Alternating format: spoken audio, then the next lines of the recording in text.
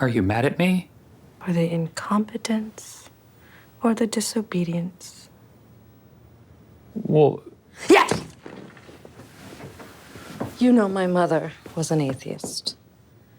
She used to say that there was good news and bad news about hell. The good news is, hell is just the product of a morbid human imagination. The bad news is, whatever humans can imagine, they can usually create.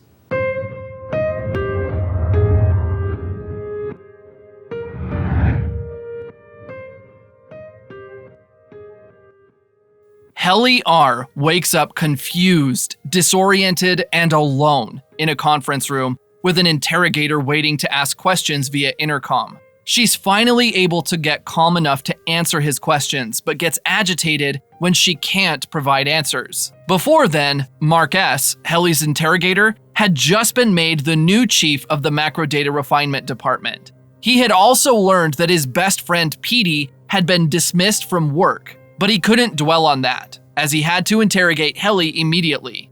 Now, seeing that the interrogation is a success, Mark walks into the room to meet Helly. However, she panics and gets physical, wounding Mark in the process. He calms her, then takes her to Mrs. Cobal's office, where she learns about her agreement to the severance, a surgical process that separates the memory of a person's personal life from their work life.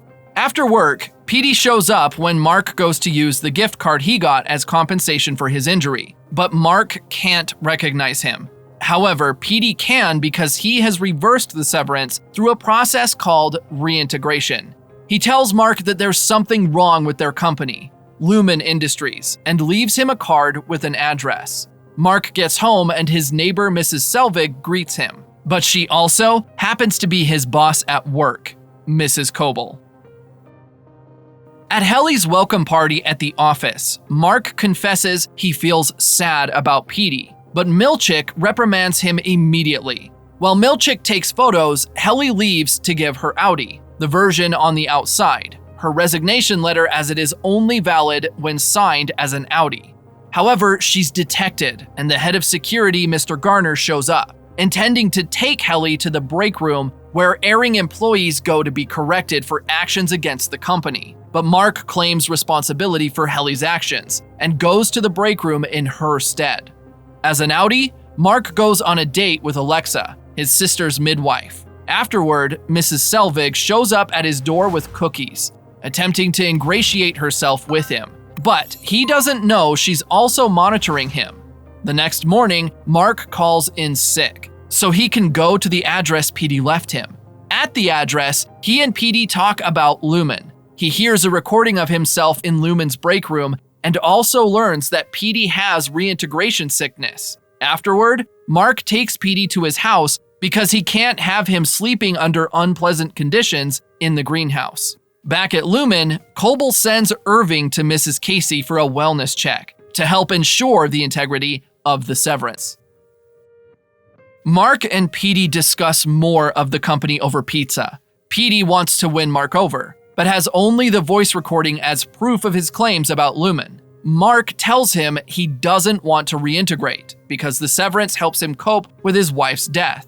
As soon as Mark leaves for work the next morning, Mrs. Selvig goes into his apartment and searches the place. Petey has to slink out of the house to avoid detection. After her search, Selvig leaves with the book Rickon, Mark's brother-in-law had sent him.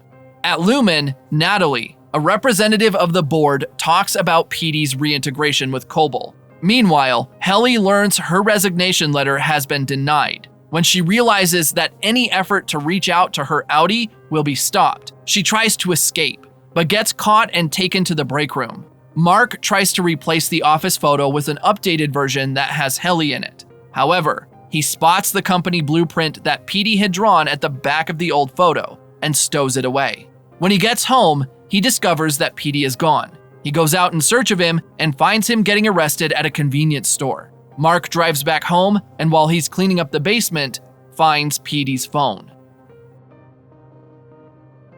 Helly comes out from the break room the next day after her punishment. Bert, one of the members of the optics and design department, invites the macro data refinement department over.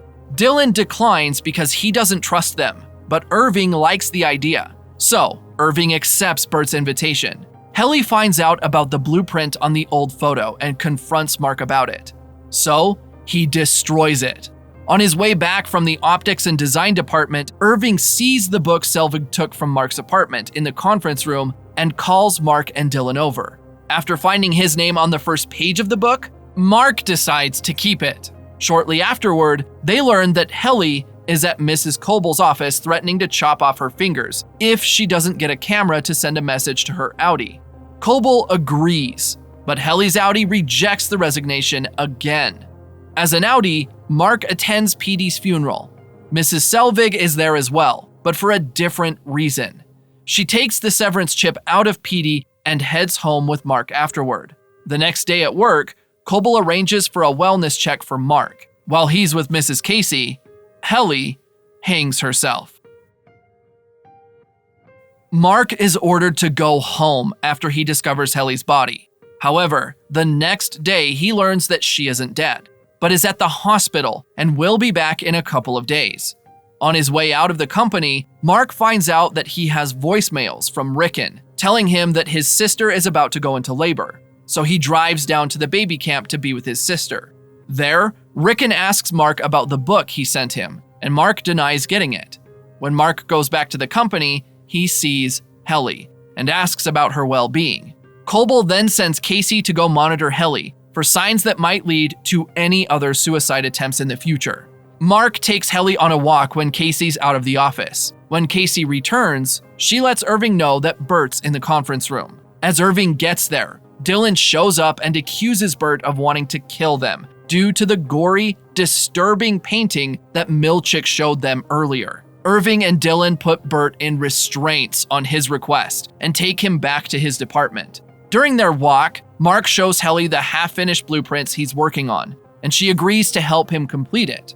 Along the way, they stumble on a room where a man is feeding goats. They realize it's a different department that they've been oblivious to. However, they can't stay as the man asks them to leave. Back at Optics and Design, Bert introduces Irving and Dylan to the rest of his team. Grainer informs Cobal that Ragabi, a company employee responsible for chip implants, is guilty of aiding Petey's reintegration, while Mark dumps Petey's phone in his trash can as he leaves for work. At Lumon, Irving tells his colleagues to join hands with O&D, just as the founder of Lumon, Keir Egan, would have wanted. Suddenly, Mark realizes that he hasn't seen Casey that day and goes in search of her.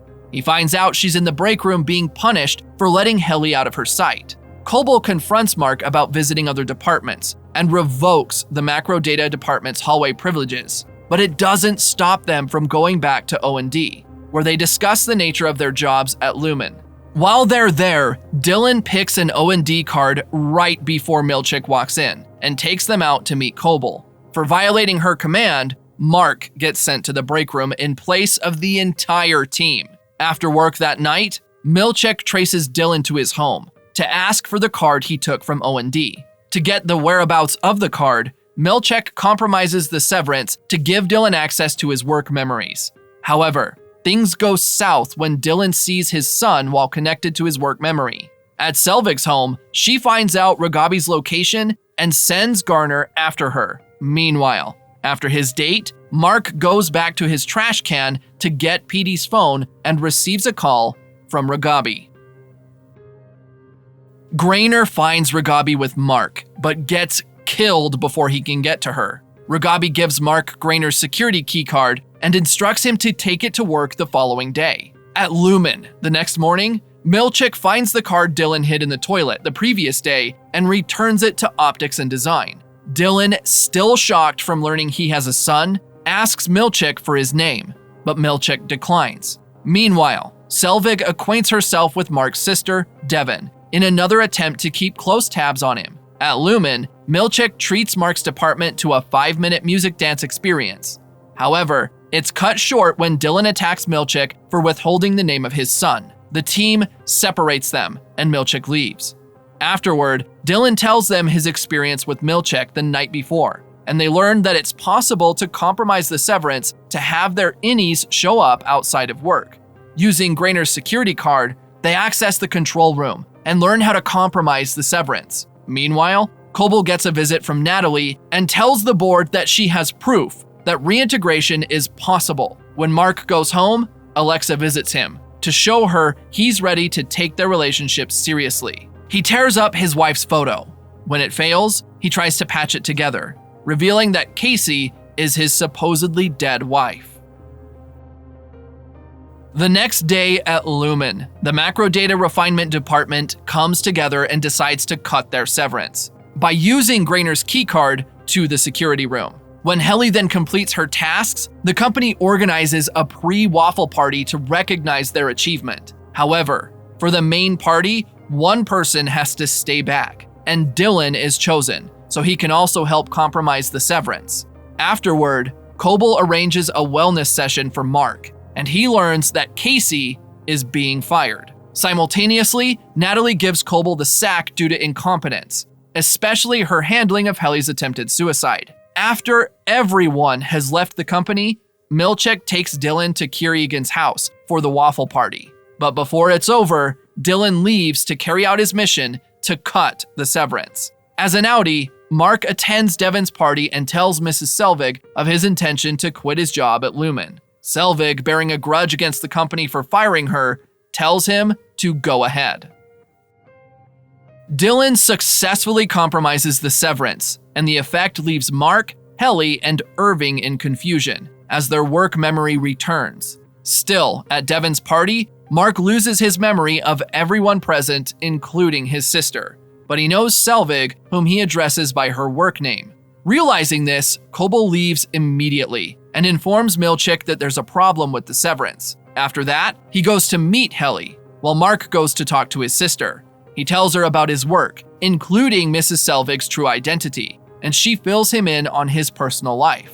Helly herself is at a party where she learns that she is the daughter of Lumon's CEO and plans to expose the inhuman severance procedure. Meanwhile, at Irving's house, Irving opens a box that contains some documents and old newspapers about Lumon. He gets Bert's address from the employees list in the box and goes to see him. When Coble meets Helly, she tries to stop her from giving her speech and fails, giving Helly the chance to put the ugly details of Lumon and the severance out there. At the same time, Mark sees a wedding picture of himself and Miss Casey, then goes to tell his sister his wife is still alive as Miss Casey. However, he doesn't get to do so, as Milchick successfully breaks into the control room and corrects the severance. Listen, we're not happy. We're miserable.